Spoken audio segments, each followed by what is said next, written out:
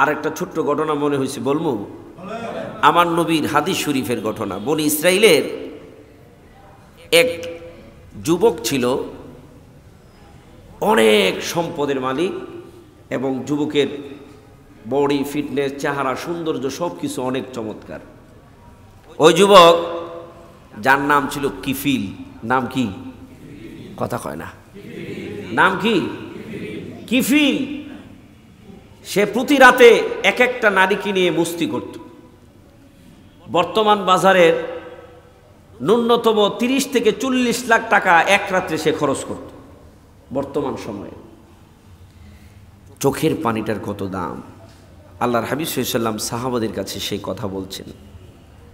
কিফিল হঠাৎ করে একদিন একটা নারীকে আনলো। ঘরের দরজা খুলে কিফিল ঢুকে বলছে, আমি একটু রেডি টেডি হয়ে আসি, তুমি বসো। কিফিল বাহিরে গেল, রেডি হয়ে আসলো। আসার পরে দেখে ঘরের কোণার মাঝে কান্নার আওয়াজ শোনা যায়। কিফিলের তো মাথায় রক্ত উঠে গেল। ডাক দিয়ে বলতেছে, এই যুবতী, এই কুমারী, আমি এমনিতে তোমারে আনি নাই, টাকা দিয়ে আনছি, কান্না করছো কেন? খুব রাগের কণ্ঠে বলার কারণে মেয়েটা ভয় পেয়ে বলছে, কিফিল, আমি জানি তুমি আমাকে কড়া দামে নিয়ে আসছো, আমি কিন্তু বাজারের মেয়ে নয়, আমি একজন ভদ্র মেয়ে। সুবহানাল্লাহ। তুমি আমাকে টাকা দিয়ে নিয়ে আসছো তোমার ফুর্তি করার জন্য, তা বাস্তব সত্য, আমি এটা জানি। কিন্তু আমি যে আজকে তোমার এখানে আসছি, বাধ্য হয়ে আমাকে আসতে হয়েছে, আমার নিজের ইচ্ছে আসি নাই। আমি তোমার কাছে এসেছি ঠিক আছে, আমি এখন বড় ভয় পাচ্ছি। আজকে রাত্রটা না হয় তোমার সাথে ফুর্তি করলাম, আগামীকাল আমার এই চেহারাটা আল্লাহকে কেমনে দেখাবো? আমি এই জন্য কান্না করছি, অন্য কোনো কারণ নয়। তুমি মোটা অঙ্কের টাকা আমাকে দিয়েছো সত্য, এই যে মেয়েটা আগামীকাল আমার এই চেহারাটা আল্লাহকে কেমনে দেখাবো বলে চোখের পানি ছাড়তেছে। দুনিয়ার কারো ভয় নয়, কার ভয়ে? আল্লাহ দেখে কি দেখে না? আমার আল্লাহ ওই চোখের পানিটাকে এমন ভাবে কবুল করলেন, কিফিলের হৃদয়টার মাঝে ছিদ্র করে দিলেন এক একটা চোখের পানি। কিফিল ডাক দিয়ে বলল, বোন, ও বোন, শুনে রাখ, আমার জীবনে কত নারীকে আমি বুক করলাম, কিন্তু তোকে পেয়ে আমার হৃদয়ের মাঝে আল্লাহর ভয় এমন ভাবে কম্পিত হওয়া শুরু হলো। আমার কাছে মরণটাকে খুব সামনে মনে হলো, আমার কাছে আল্লাহ রাব্বুল আলামিনের জাহান্নামের আগুন গুলান খুব কাছে মনে হলো। ও বোন, তোর কাছে বলে দিলাম, এই মুহূর্তে আমি আল্লাহর কাছে তওবা করছি, আর জীবনে কখনো কোনোদিন আল্লাহর দেখানো পথ ছাড়া চলবো না। তবে শর্ত, তুই যে চোখের পানি ছেড়ে আমার হৃদয়টাকে ঘুরিয়ে দিয়েছিস, আল্লাহ রাব্বুল আলামিন এমন ভাবে কবুল করে নিয়েছে, তুই এখন এই সময় আল্লাহর কাছে আমার জন্য একটু দোয়া করবি, আল্লাহ যেন আমাকে কবুল করে নেয়, আল্লাহর প্রিয় বান্দা হিসেবে কবুল করে নেয়। সুবহানাল্লাহ। শর্ত দিলেন। ঘটনাক্রমে কাফিল ওই রাতেই ইন্তিকাল করলেন। কিফিল ওই রাত্রে ইন্তিকাল করলেন। আল্লাহর হাবিব সাল্লাল্লাহু আলাইহি ওয়াসাল্লাম সাহাবাদের সামনে যখন ঘটনাটা বলছিলেন, আমি তো খুব স্বাভাবিকভাবে বলছি, আল্লাহর হাবিব সাল্লাল্লাহু আলাইহি ওয়াসাল্লাম খুব ইমোশন নিয়ে বলছিলেন, সাহাবায়ে কেরাম কান্না করছিলেন। আমার নবী বলেন, ও সাহাবায়ে কেরাম, শুনে রাখো, এলাকার মানুষ এতদিন কিফিল শক্তিশালী, সম্পদওয়ালা, এলাকার নেতা, কেউ তার সামনে দাঁড়াইতে পারে না। আজকে মারা যাওয়ার পরে সব আছে, বাড়ি আছে ঠিক, সম্পদ আছে ঠিক, শরীরের গঠন প্রকৃতি আছে ঠিক, কিন্তু নড়া চড়া ক্ষমতার কিচ্ছু নাই। কথা কোন ঠিক কিনা? এলাকার মানুষ এসে লাঠি দিয়ে তারে আঘাত করে আর কয়, এই কিফিল, তোর যন্ত্রণায় আমরা এলাকায় বসবাস করতে পারি নাই, তোকে সাগরে ফেলে দিব, তোকে পুড়ায় ফেলবো। আল্লাহ সুবহানাহু ওয়া তাআলা তার ঘরের দরজার সামনে লিখে দিলেন, আমি কিফিলের তওবা কবুল করেছি, কিফিলকে আমার বন্ধু হিসাবে কবুল করেছি। আল্লাহ একটা মানুষকে একটা সেকেন্ড লাগে না পরিবর্তন করতে, আর পরিবর্তন করে আল্লাহর প্রিয় বানাইতেও একটা সেকেন্ড লাগে না। শুধু মনের ব্যাপার, হৃদয়ের ব্যাপার। আর চোখের পানির কি দাম! সেই সময় চোখের পানির দাম ছিল এখন কি নাই? এখনো সেই চোখের পানির দাম আছে। রাত্র গভীরে চোখের পানি ছেড়ে যখন বান্দা কান্দে, আল্লাহ এই কান্না ফিরায় দেয় না। এই কান্না ফিরায় দেন না। আল্লাহ রাব্বুল আলামিন বান্দার কাছে এসে ডাকতে থাকে, বান্দা তুই কেঁদে কেঁদে যা চাইবি আমি আল্লাহ সব তোর কবুল করে নিব। আজ পবিত্র জুমাবার, আজকের এই বরকতপূর্ণ ফজিলতপূর্ণ দিনে আল্লাহ সুবহানাহু ওয়া তাআলা আমাদের সকলকে আল্লাহর ঘর মসজিদে আসার বসার তৌফিকটুকু দিয়েছেন। মালিক ও মাওলার দরবারে জবানটুকু বড় করে শুকরিয়া তান সকলে বলি আলহামদুলিল্লাহ। আল্লাহ সুবহানাহু ওয়া তাআলা জুমাবারটাকে এত নিয়ামত আমাদের জন্য করে দিয়েছেন। একমাত্র আখিরি নবীর ইজ্জতে গোটা সপ্তাহভর এক জুমা থেকে আরেক জুমা আপনি জুমায় নামাজ আদায় করলেন, পরের জুমার উপস্থিত হলেন। এই জুমায় উপস্থিত হওয়ার কারণে আল্লাহ রাব্বুল আলামিন গোটা সপ্তাহের সাগীরা গুনাহ ক্ষমা করে দেন। নিয়ামত আছে না নাই? কত বড় নিয়ামত আল্লাহ রাব্বুল আলামিন এই জুমার দিনকে করেছেন। আল্লাহর হাবিব সাল্লাল্লাহু আলাইহি ওয়াসাল্লাম বলেন, যে ব্যক্তি জুমার দিনে আল্লাহর দরবারে ইস্তেগফার করবে, গুনাহগুলি ক্ষমা চাবে, আল্লাহ রাব্বুল আলামিন এই জুমার ইজ্জতে তার গুনাহগুলিকে মাফ করে দিবেন। এই জন্য জুমার দিনটাকে আমাদের অত্যন্ত গুরুত্ব দেওয়া প্রয়োজন। আজান হওয়ার সাথে সাথে, আজান হওয়ার আগেই প্রতিযোগিতা থাকতে হবে, আমি কখন মসজিদে যাব, কখন মসজিদে গিয়ে বসে পড়ব। এই প্রতিযোগিতা আমাদের মধ্যে থাকা প্রয়োজন, কারণ অত্যন্ত নিয়ামতপূর্ণ একটা দিন এই জুমার দিনটা। আমরা যারা পেয়ে যাই, এটাকে খেলায় খেলায় না কাটিয়ে জুমার দিনটাকে গুরুত্ব সহকারে আমরা যেন মূল্যায়ন করতে পারি। আল্লাহ যেন আমাদের তৌফিক দান করে, বলে আমিন। সম্মানিত উপস্থিতি, আলোচনা করছিলাম ধারাবাহিকভাবেই নামাজের গুরুত্ব, নামাজের ফজিলত। এই ধারাবাহিক আলোচনার মাঝে গত জুমায় গিয়ে আপনাদের সামনে যে আলোচনা রেখে দিয়েছিলাম, যে আল্লাহ সুবহানাহু ওয়া তাআলা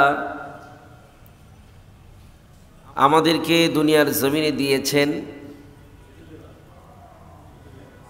অনেক সুন্দর করে আল্লাহ আমাদেরকে বানিয়েছেন, অনেক ক্ষমতাশীল করেছেন, অনেক সম্পদের মালিক করেছেন, সন্তানাদি দিয়ে আল্লাহ রাব্বুল আলামিন পরিপূর্ণ করেছেন। এই সব কিছু পেয়ে কখনোই অহংকার করা কথা কয় না। এইগুলান পেয়ে, ক্ষমতা পেয়ে, শক্তি পেয়ে, টাকা পেয়ে অহংকার করার কোনো সুযোগ না। কারণ সকালবেলায় আপনি কোটি কোটি টাকার মালিক, সন্ধ্যার সময় ফকির, এইরকম নজির পৃথিবীর জমিনে আছে না নাই? কিচ্ছু নাই, ফকির হয়ে গেল। মানুষের ধারে ধারে ভিক্ষার ঝুলি নিয়ে ঘুরেছে। আমাদের এই মসজিদে 2-3টা গার্মেন্টসের মালিক এক সময় ছিল, উনি এসে ঘোষণা দিয়ে টাকা কালেকশন করছেন। বলছে, আমার স্ত্রী অসুস্থ, স্ত্রীর চিকিৎসা চালানো আমার পক্ষে সম্ভব না, আমি আপনাদের সকলের কাছে সাহায্য করতে হলাম। এটা একদম প্র্যাকটিক্যাল আমাদের দেখা। এইরকম কত নজির আমাদের চোখের সামনে। আল্লাহ সুবহানাহু ওয়া তাআলা গোটা কুরআনুল কারীমের মাঝে এইরকম শক্তিশালী অনেকের গল্প আমাদের সামনে তুলে ধরেছেন, ক্ষমতাশালী বাদশার গল্প তুলে ধরেছেন। আল্লাহ বলে দিয়েছেন, শুনে রাখো, যত ক্ষমতার মালিক হোক না কেন, যদি এটাকে সঠিকভাবে কদর না করে, একদিন এই ক্ষমতা তাকে ধ্বংসের দিকে নিয়ে যাবে। গত জুমায় বলতেছিলাম ইয়াজুজ মাজুজের কথা, মনে আসেনি গত জুমার কথা? এত শক্তিশালী তারা, এত ক্ষমতাশালী তারা, দেহটাই তাদের বিশাল একটি দেহ ছিল, অনেক শক্তি। এখন আমরা বডি ফিল্ডার দেখি না, আন্ডার টাইগার, এরকম যারা কুস্তি খেলে, এইগুলাকে দেখলে তো স্বাভাবিক মনে হয় যেন এগুলো মানুষ না অন্য জাতি, কথা কয় না? ইয়াজুজ মাজুজও ঠিক এইরকম, এক একজনের শরীর বিশাল বড় শরীর। আমরা ছোট ছোট ইট দিয়ে ঘর বানায়, আর তারা ঘর বানায় তো বিশাল বড় বড় পাথর কাঁধের মধ্যে করে এনে এক জায়গায় জমাট বেঁধে তারা ওই জায়গায় বসবাস করার জন্য আবাসস্থল বানাইত। এই ইয়াজুজ মাজুজের ইতিহাস কি?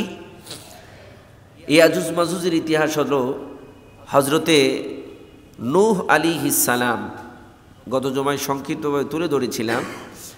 নূহ আলাইহিস সালাম যিনি আল্লাহর একজন পয়গাম্বর ছিলেন। নূহ আলাইহিস সালামের 4 সন্তান ছিল, হাম, শাম, ইয়াফেস, কেনান। এই 4 ছেলের মাঝে 3 ছেলেকে আল্লাহ রাব্বুল আলামিন প্লাবনে ডুবায়া ধ্বংস করে দিয়েছেন। ইয়াফেসকে আল্লাহ রাব্বুল আলামিন বাঁচিয়ে রেখেছেন। ইয়াফেস দ্বীনের মধ্যে ছিলেন, হযরত নূহ আলাইহিস সালামের দ্বীনকে গ্রহণ করেছিলেন। এই জায়গায়ও প্রমাণ হয় যে পয়গাম্বর হোক আর বুজুর্গ হোক, এই পয়গাম্বর আর বুজুর্গের সন্তানরা যদি দ্বীনের মধ্যে না থাকে, তারাও জান্নাতে যাওয়ার কোনো সুযোগ নাই। ইয়াফেজের 2 সন্তান ছিল। এই ইয়াফেজের সন্তানদের মাঝে ইয়াজুজ এবং মাজুজ। সম্মানিত উপস্থিতি, ইয়াজুজ মাজুজ যখন তারা এক পর্যায়ে তাদের এই শক্তির অহংকার চলে আসলো, তাদের এই বিশাল দেহের অহংকার চলে আসলো, তারা মানুষদের উপর জুলুম শুরু করে দিল। যখন মানুষের উপর জুলুম চলে, একটা শ্রেণী হয়ে যায় মজলুম, আর একটা শ্রেণী হয়ে যায় জুলুমকারী। কথা কোন ঠিক কিনা? যেই শ্রেণীটা মজলুম হয়, আল্লাহ বলেন আমি মজলুমের সাথে আছি। আল্লাহ যেই দলে থাকে, এই দল যতই দুর্বল হোক না কেন, আল্লাহ যেই দলকে সাপোর্ট করে, দুর্বল হলেও এই দলটা শক্তিশালী। আমার নবী, আপনার নবী বলেন, এই কথাটা, এই গল্পটা আপনাদের সামনে নিয়ে আসছিলাম কোন জায়গা থেকে, সেই কথাটাও আমি আপনাদেরকে বলছি। আলোচনার পরিপ্রেক্ষিতে এই কথাটা এসেছিল। আল্লাহ সুবহানাহু ওয়া তাআলা মজলুমের চোখের পানিকে এত মূল্য দেন, আল্লাহ মজলুমের দোয়াকে এমন ভাবে কবুল করেন। আমার নবী বলেন 3 শ্রেণীর মানুষের দোয়া আল্লাহর দরবারে কবুল হয়ে যায়। এর মাঝে এক শ্রেণী হলো মজলুম। মজলুম যখন আল্লাহর কাছে দোয়া করে, আমার আল্লাহ আর মজলুমের দোয়ার মাঝে আর কোনো পর্দা থাকে না। এই জন্য কখনো জুলুমকারী হওয়া যাবে না। অনেক বাসার কর্তারা তাদের কর্মচারীদের সাথে, তাদের কাজের বুয়ার সাথে, তাদের কাজের মেয়েদের সাথে, ছেলেদের সাথে নির্যাতনের চূড়ান্ত সীমানা নিয়ে আসে। কথা কোন ঠিক কিনা? নিজেরা জুলুম আর মজলুম এক শ্রেণীকে বানিয়ে দেয়। তারা কথা বলতে পারে না, আড়ালে চোখের পানি ছেড়ে ছেড়ে আল্লাহর দরবারে কাঁদে। পত্রিকার মাঝে, টিভির নিউজের মাঝে আমরা দেখি অনেক বড় অফিসারের স্ত্রী, অনেক বড় ক্ষমতাশালীর স্ত্রীর নিউজ চলে আসে যে কর্মচারী কাজের বুয়া, কাজের মেয়ের সাথে এমন নির্যাতন করেছে, পুলিশ ধরে নিয়ে যায়। কথা কোন ঠিক কিনা? এর চাইতে বড় অপমান আর কি হতে পারে? এই জন্য সাবধান আমার মুসল্লি বন্ধুরা, কখনো মজলুমের দোয়ার সম্মুখীন আমরা যেন না হয়। আমার কোনো আচরণের দ্বারা, আমার কোনো চাল চলনের দ্বারা, আমার কোনো কথার দ্বারা যেন আমি জুলুমকারী না হয়, আমার দ্বারা যেন আর একটা লোক মজলুম না হয়। এই দিকে বড় খেয়াল রাখতে হবে, মনে রাখতে হবে। মজলুমের চোখের পানির পক্ষে আছেন আমার আল্লাহ।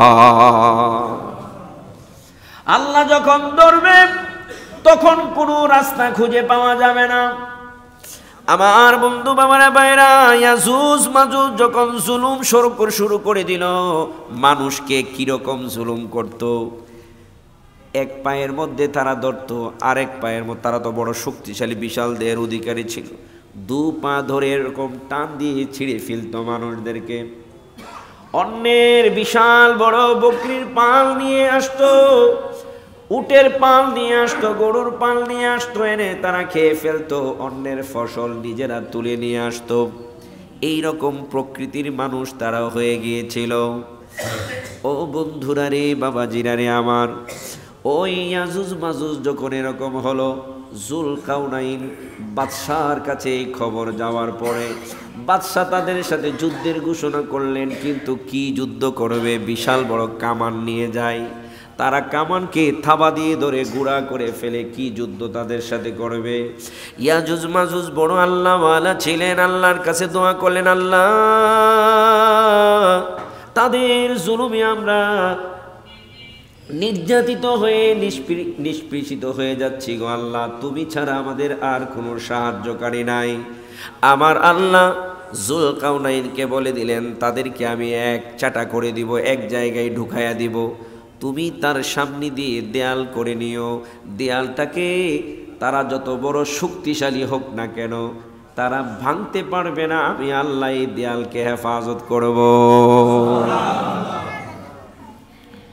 যারা বিশাল বড় বড় পাথর থাবা দিয়ে ধরে কাদের মধ্যে নেয়, অস্ত্রের ট্যাঙ্ক বলেন আর যাই বলেন, তারা হাতের মধ্যে নিয়ে, মুঠির মধ্যে নিয়ে গুঁড়া করে ফেলে। ইয়াজুজ মাজুজ কই, আল্লাহ তুমি এটা কি প্রস্তাব দিলা? দেয়াল করলে তো তারা একেবারে পা দিয়ে এক লাথি দিবে, উড়াইয়া 300 মাইল দূরে নিয়ে ফেলাবে। আল্লাহ বললেন, দায়িত্ব আমার। জুলকারনাইনকে, দায়িত্ব যেহেতু তুমি নিয়েছো, আমার কাজ হলো দেয়ালটা করে দেওয়া, হেফাজতের দায়িত্ব কার? আল্লাহ। আল্লাহর উপর ভরসা থাকার দরকার আছে না নাই? কিন্তু বর্তমান সময়ে এই জায়গাটাই আমাদের একদম 0 পয়েন্ট।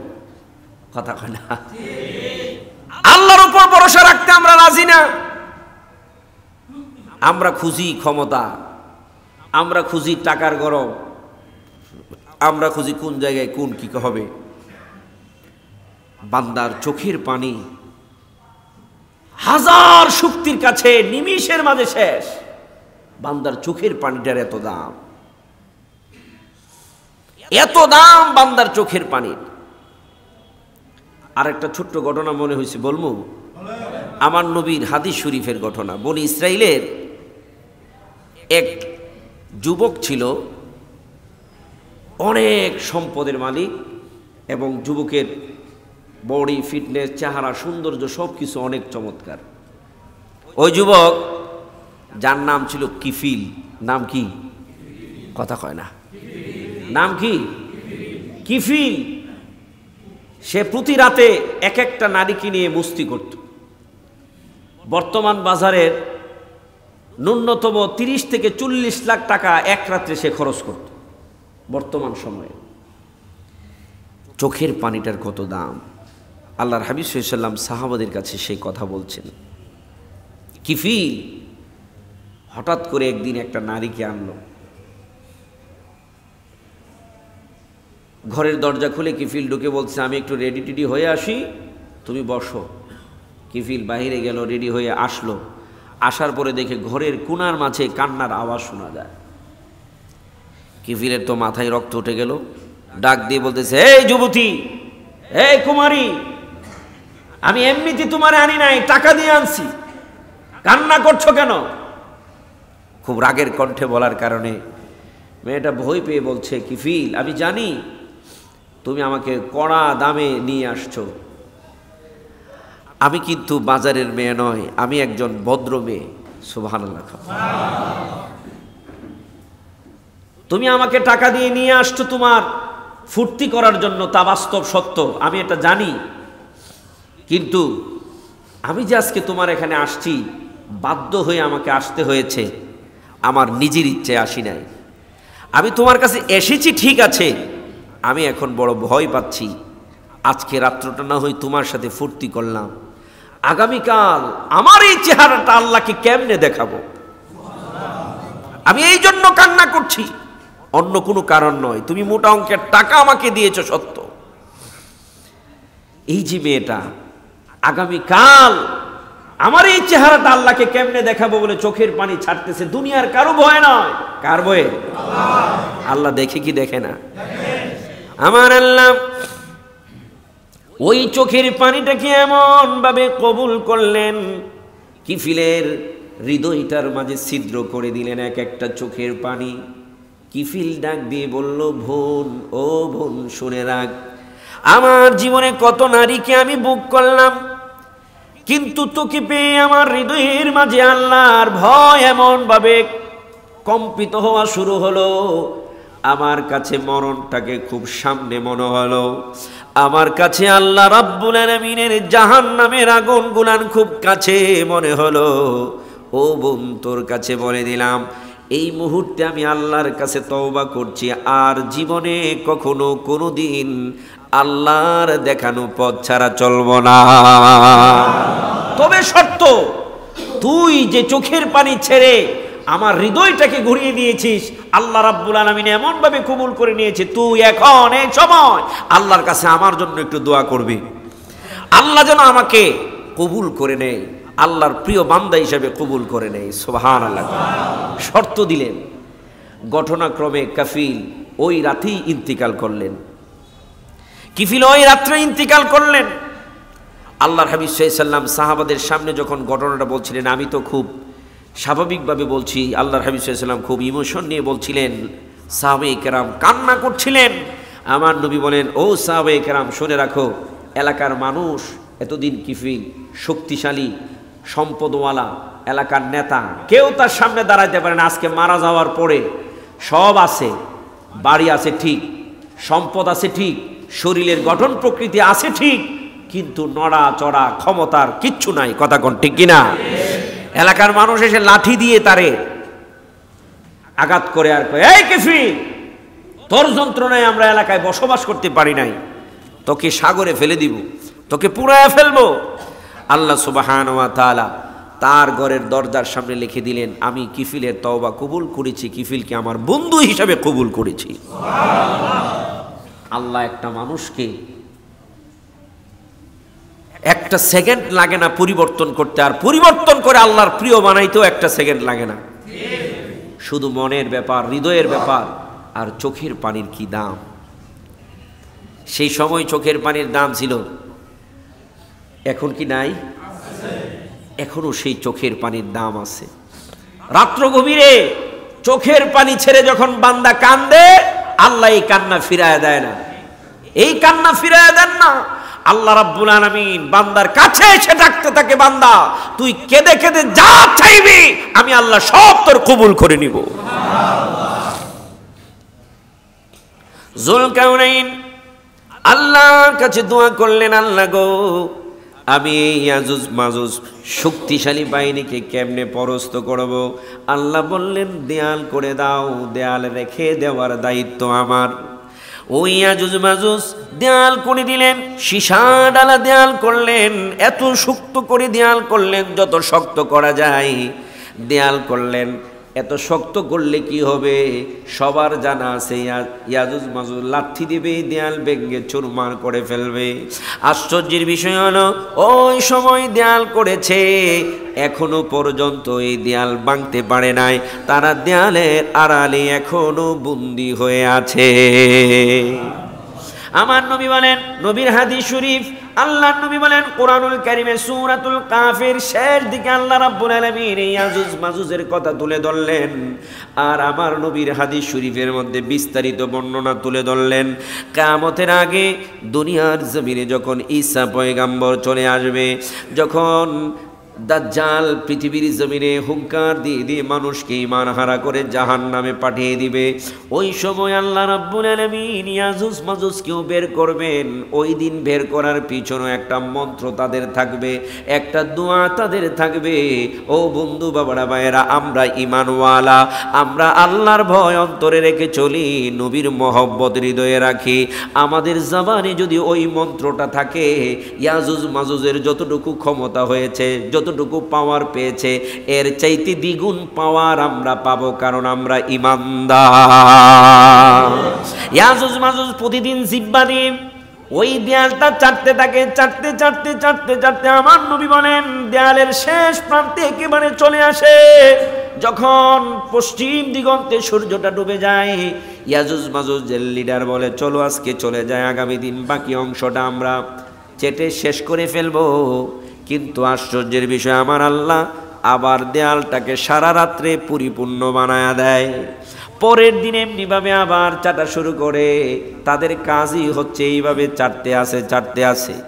আমার বন্ধু বাবারা ভাইয়েরা, ঈসা পয়গাম্বর দুনিয়ার জমিনে যখন আমার নবীর উম্মত হিসাবে আসবে, এই কথা আমি জুমার আলোচনায় বলেছিলাম। কেন ঈসা পয়গাম্বর দুনিয়ার জমিনে আখিরি নবীর উম্মত হিসাবে আসবে, কিভাবে আসবে কথা বলেছিলাম। ঈসা আলাইহিস সালাম আসার পরে ইয়াজুজ মাজুজ তারা জিহ্বা দিয়ে চাটা শুরু করবে। চাটতে চাটতে সন্ধ্যা চলে আসবে। যেই বাক্যটা কোনোদিন তারা বলে নাই, যেটার কথা বললাম যে আমরা ইমানদার, আমরা এই মন্ত্রটা পড়লে নিয়ামত ডাবল পাবো। ইয়াজুজ মাজুজদের লিডার বলে, আজকের মতো কাজ বন্ধ করে দাও, আজকের মতো দেয়াল ভাঙা বন্ধ করে দাও, ইনশাআল্লাহ আগামী দিন আমরা কাজ শুরু করব, ইনশাআল্লাহ আমরা দেয়াল ভেঙে বের হব। এই ইনশাআল্লাহ ইয়াজুজ মাজুজ ওই দিন বলার কারণে আমার আল্লাহ তাদের পক্ষে ওই দিনের ইনশাআল্লাহর বরকতে আমার আল্লাহ তাদের পক্ষে রায় দিয়ে দিবে ইনশাআল্লাহ। আল্লাহর উপর ভরসা। কার উপর ভরসা? আমার আল্লাহ কই বান্দা যখন আমার উপর ভরসা করে, আমি আল্লাহ ওই বান্দার হয়ে যাই। তার কাজকে আমি নিজে তার সঙ্গী হয়ে সহজ করে দেই। ইয়াজুজ মাজুজ ইনশাআল্লাহ বলার কারণে পরের দিন চাটা শুরু করবেন, সাথে সাথেই দেয়াল শেষ। কারণ আগের দিন যেই জায়গায় দেয়াল চাটতে গিয়েছিল ওই জায়গায় ব্রেক, ওই জায়গায় রাতের বেলায় আল্লাহ আর পরিপূর্ণ করবেন না। পরের দিন অল্প কিছু সময় পরে দেয়াল যখন ভাঙবে, এমন স্পিডে তারা দৌড় দিবে বের হওয়ার জন্য। তারা দূর দিয়ে প্রথম যে সাগরটা তাদের সামনে পড়বে, আমি একটু আগেই পড়ে আসছি কিন্তু এখন নামটা ভুলে গেলাম। ওই সাগরের কিনারে তার কোরআনের তাফসীরের মাঝে এই সাগরের নামটা আসছে। ওই সাগরের কিনারে তারা গিয়ে দাঁড়াবে। দাঁড়ানোর পরে তারা এত তৃষ্ণার্ত থাকবে, মুখ সাগরের কিনারে লাগায়া পানি চুষা শুরু করবে। একটা মিনিটও লাগবে না, গোটা সাগরের পানিটা একদম বালি আর বালি দিয়ে উঠতে থাকবে, এক ফোঁটা পানি থাকবে না। তারা এমনভাবে পানি খেয়ে ফেলবে। আল্লাহর হাবিব সাল্লাল্লাহু আলাইহি ওয়াসাল্লাম বলেন, তারা গোটা পৃথিবীর যত সাগর, মহাসাগর, নদী নালা খাল বিল আছে, সব পানি তারা একেবারে খেয়ে ফেলবে, পান করে ফেলবে। এক ফোঁটা পানি জমিনের মধ্যে থাকবে না। এত পরিমাণ মানুষকে তারা মারতে থাকবে, সামনে যা পড়বে কুচুকাটা করতে থাকবে, কিচ্ছু রাখবে না। আমার নবী বলেন, ওই সময় মানুষদেরকে মারতে থাকবে ঠিক, কিন্তু যারা ইমানদার তাদের সংখ্যা খুব কম থাকবে, ইমানদাররা ঠিকই বেঁচে যাবে। জবানটা খুলে সুবহানাল্লাহ বলা যাবে না? ইমানদারদেরকে ইয়াজুজ মাজুজ ছুঁইতেও পারবে না, কিচ্ছু করতে পারবে না। ইমানদারদের দায়িত্ব কার? আল্লাহটা জবান খুলে বলুন, কার? আল্লাহর দায়িত্ব। আমার বন্ধু বাবারা ভাইয়েরা, ঈসা পয়গম্বরের কাছে ইমানদাররা গিয়ে বলবে, ও ঈসা, আমরা এখন কি করব? আমরা তো বড় মুসিবতের মধ্যে পড়ে গেলাম, আমাদেরকে তো ধ্বংস করে দিবে। ঈসা আলাইহিস সালাম সহ ইমানদাররা তুর পাহাড়ের উপর আশ্রয় গ্রহণ করবে। তুর পাহাড়ের উপরে উঠে যাবে। যেই তুর পাহাড়টার ব্যাপারে আল্লাহ কোরআনুল কারীমে সূরাতুত তিনে কসম কেটেছেন, ওই তুর পাহাড়ের উপরে হযরত ঈসা আলাইহিস সালাম ইমানদারদেরকে নিয়ে ঢুকবেন। কিছু কিছু ইমানদাররা মক্কাতুল মুকাররমায় ঢুকে পড়বেন, কিছু কিছু ইমানদার মদিনাতুল মুনাওয়ারায় ঢুকে পড়বেন। আমার আল্লাহ মক্কার সীমানাকে হেরেম বলেছেন, মদিনার সীমানাকে হেরেম বলেছেন। আল্লাহ বলেন, মক্কা এবং মদিনার ওই সীমানায় ইয়াজুজ মাজুজ শুধু নয়, দাজ্জাল সহ কেউ প্রবেশ করতে পারবে না। ঈসা আলাইহিস সালাম ওই তুর পাহাড়ি ইমানদারদেরকে সঙ্গে নিয়ে আল্লাহর কাছে দোয়া করবেন, কারণ তাদের সাথে যে অস্ত্র ধরবে এরকম অবস্থা নাই, এক একটা বিশাল দেহের অধিকারী। আল্লাহর কাছে দোয়া করবেন, আল্লাহ তুমি ছাড়া আমাদের আর কেউ নাই, তুমি যদি তাদেরকে ধ্বংস না করো আমরা শেষ হয়ে যাব। ঈসা আলাইহিস সালাম সকলকে বলবেন যে দোয়া করব আমি, আমিন বলবেন আপনারা। ওই ইমানদাররা যারা থাকবে তাদেরকে বলবেন আমিন, বলবেন কারা? আপনারা আমিন বলবেন। আল্লাহ রাব্বুল আলামিন আপনাদের আমিনের কারণে আমার দোয়াকে কবুল করে নেবেন। আমিনের মধ্যে বরকত আছে না নাই? এই জন্যই জামাতবদ্ধ দোয়াটা আল্লাহর দরবারে তাড়াতাড়ি কবুল হয়। যিনি দোয়া করছেন সাথে অনেক লোক হাত বাড়াইলে এই উপস্থিত লোকগুলান যখন আল্লাহর দরবারে আমিন কবুল করো, আমিন কবুল করো, আমিন কবুল করো বলতে থাকে, উপস্থিতির মধ্য থেকে আল্লাহর প্রিয় কেউ থাকলে আল্লাহ তার উসিলায় সকলের দোয়াটা কবুল করে নেন। আর এখন তো ওই দোয়া কবুলের যে গ্রান্টিযুক্ত দোয়া যেটা কবুল হবে, এই দোয়াটাই আমরা ফতোয়া দিয়ে এখন বন্ধ করে দিচ্ছি। বলতেছি জামাতের সাথে দোয়া করা জায়েজ নাই, এরকম বলে কি বলে না? একটা আর দুইটা নয়, সহিহ riwayat আমি আমার কিতাব একটা লিখতেছি, কিতাবের মধ্যে আমি তুলে ধরতেছি, একটা আর দুইটা নয়, সহিহ riwayat অনেকগুলো বর্ণনা আসছে জামাতবদ্ধ দোয়াটা আল্লাহর দরবারে কবুল হওয়ার দিক থেকে অনেক বেশি গ্যারান্টিযুক্ত। এই জন্যই নামাজের পরে আমরা দোয়া করি, কারণ এই মজলিসে অনেক লোক থাকে, ফরজ নামাজের পরে দোয়াটা করলে ওই দোয়াটা আল্লাহর দরবারে কবুল হয়। অনেকে বলে যে রাসূল সাল্লাল্লাহু আলাইহি সাল্লাম করে নাই, আমরা কেন করবো, এটা তো বেদাত। আল্লাহর হাবিব সাল্লাল্লাহু আলাইহি সাল্লাম করে নাই, তুমি একটা প্রমাণ আমারে দেখাও। এছাড়া আল্লাহর হাবিব সাল্লাল্লাহু আলাইহি ওয়াসাল্লাম প্রত্যেকটা ভালো কাজে স্বীকৃতি দিয়েছেন, প্রত্যেকটা ভালো কাজে স্বীকৃতি দিয়েছেন। দোয়া নির্দ্বিধায় নিশ্চিন্তে একটি ভালো কাজ, তাতে কোনো সন্দেহ কথা কয় না, সন্দেহ না, এটি একটি ভালো কাজ। ভালো কাজটা চালু হবে, আল্লাহর হাবিব সাল্লাল্লাহু আলাইহি ওয়াসাল্লাম এবারে নিষেধ করবেন, প্রশ্ন আসে না। এটি একটি ভালো কাজ, নবীজি নিজেও করেছেন, সাহাবায়ে কেরাম করেছেন, করার ব্যাপারে অনুপ্রাণিত করেছেন। যেহেতু ভালো কাজটা নবীজি সাল্লাল্লাহু আলাইহি ওয়াসাল্লাম করেছেন, করার ব্যাপারে অনুপ্রাণিত করেছেন, আমরা ওই কাজটা ভালো কাজটা করব, এটাই যুক্তিসঙ্গত। এই ভালো কাজে যারা বাধা দেয় তারাই ভালো না, যারা বাধা দেয় তারাই ভালো না।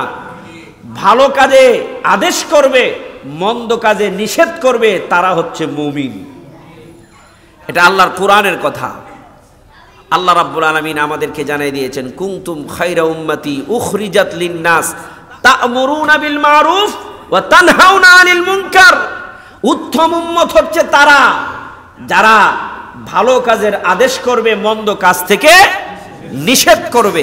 তো ভালো কাজে যারা নিষেধ করে তারা কখনো ভালো উম্মত হতে পারে না। ভালো উম্মত হওয়ার জন্য ভালো কাজে আদেশ হবে, মন্দ কাজ থেকে নিষেধ হবে। কথা কোন ঠিক কিনা? এই জন্য প্রত্যেকটা ভালো কাজে অনুপ্রাণিত করাটাই হচ্ছে যৌক্তিক, আর ভালো কাজে বাধা দেওয়াটা সম্পূর্ণ অযৌক্তিক।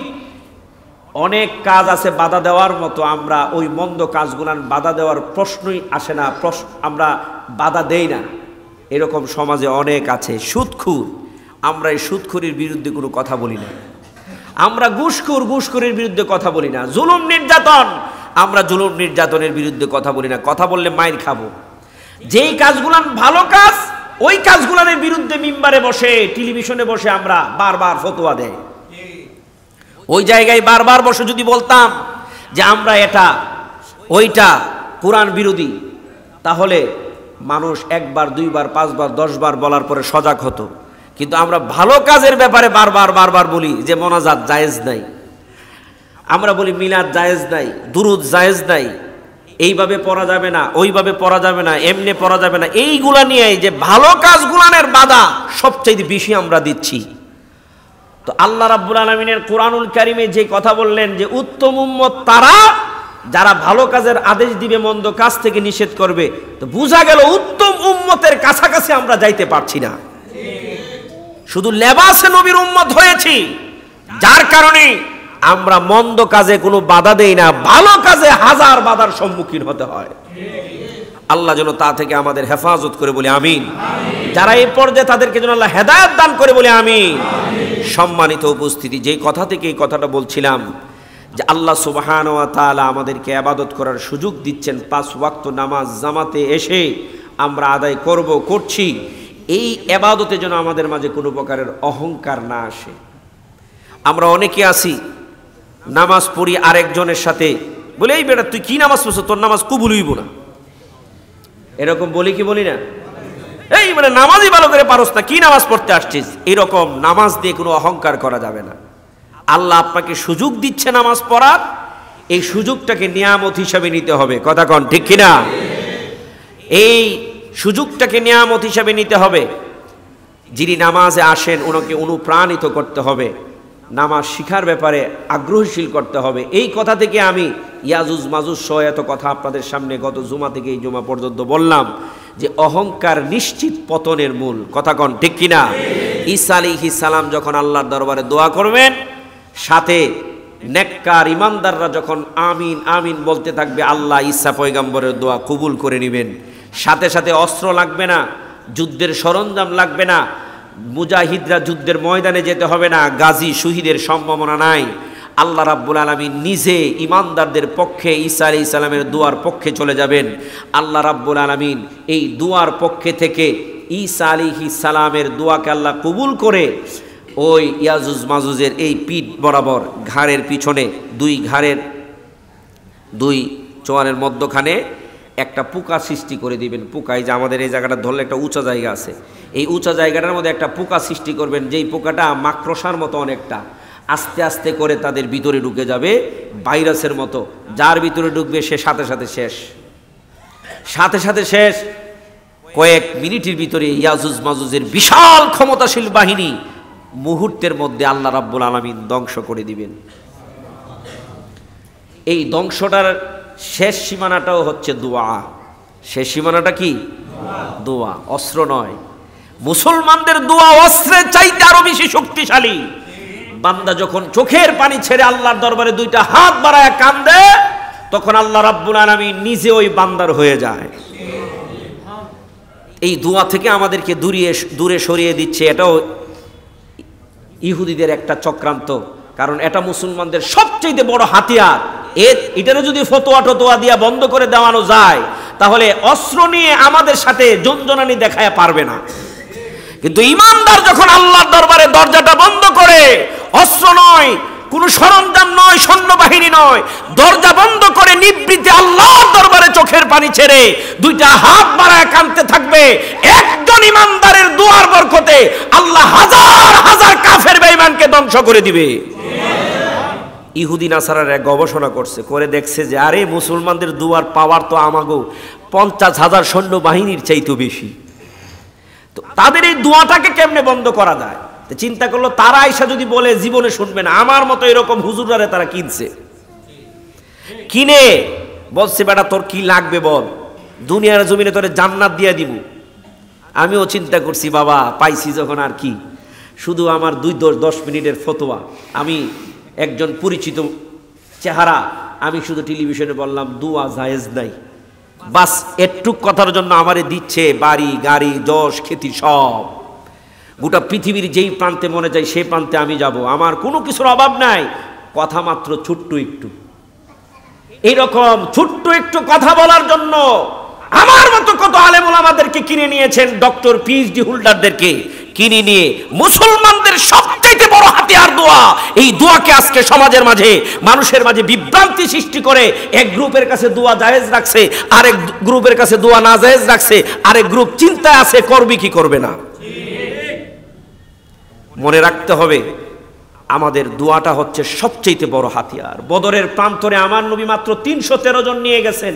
এখনো পর্যন্ত বদরের প্রান্তের ওই মসজিদটা আছে, যেই মসজিদে আমার নবী মিম্বার করে এই কি বলে তাবু বানিয়ে আল্লাহর দরবারে দুইটা হাত তুলে চোখের পানি ছেড়ে ছেড়ে কেঁদে বলেছিলেন, আল্লাহ কাফেরদের বিশাল বাহিনীর সাথে আমার 313 জন নিরস্ত্র সৈন্যবাহিনী যুদ্ধ করতে পারবে না, আমি তোমার কাছে চাই আমাদের বিজয় নিশ্চিত করো। অস্ত্র লাগে নাই, 313 জন সৈন্য নিয়ে আল্লাহর নবীর দোয়ার বরকতে নির্দ্বিধায় নিশ্চিন্তে বদরের প্রান্তরের বিজয় নিশ্চিত ছিল। কথা কোন ঠিক কিনা?